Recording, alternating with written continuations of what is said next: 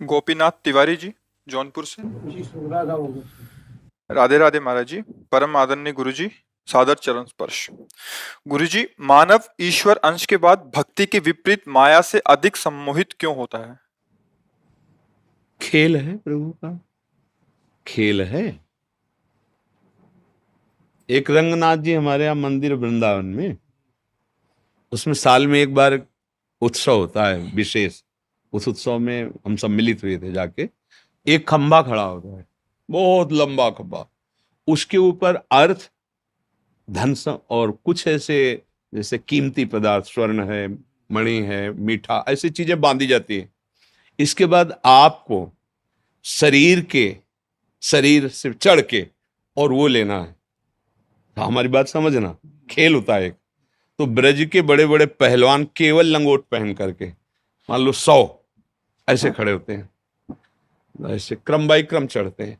और जिसने वो इनाम बांधा है उसी ने खेल रचा है, और वही चढ़ने की योग्यता की बात करता है वहां पर, और वही चढ़ ना पावे इसलिए घी, दही, पानी ये भर करके सीढ़ी से जितने शरीरधारी चढ़ते हैं उनके ऊपर डालते जा रहे हैं।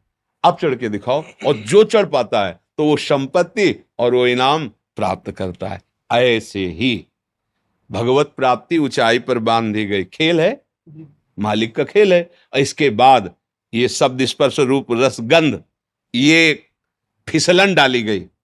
अब चढ़ो, वही डाल रहा है फिसलन जिसने इनाम बांधा है।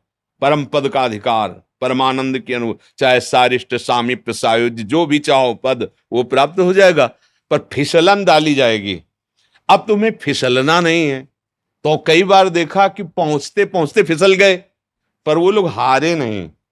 4-5 बार में फिर वो पहुंच गए, पकड़ लिया। तो उससे हमें उदाहरण, अपने लोगों का जो दिमाग होता है ना, वो चिंतनीय होता है। हर घटना में, हर बात में अपने काम की बात निकाल लेना।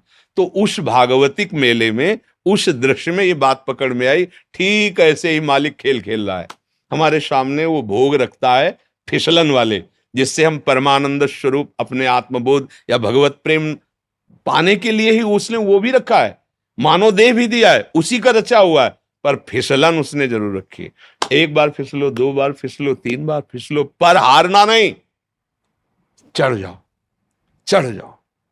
तो कभी काम फिसला देता है, कभी क्रोध फिसला देता है, कभी मोह, कभी अहंकार, कभी ईर्ष्या, मत्सरता, नाना प्रकार की फिसलन वाला हमारे सामने खेल रचा जाता है। अब वो आकर्षण फिसलन वाला है ही रचा, इसीलिए गया है कि तुम इसी में लगे रहो।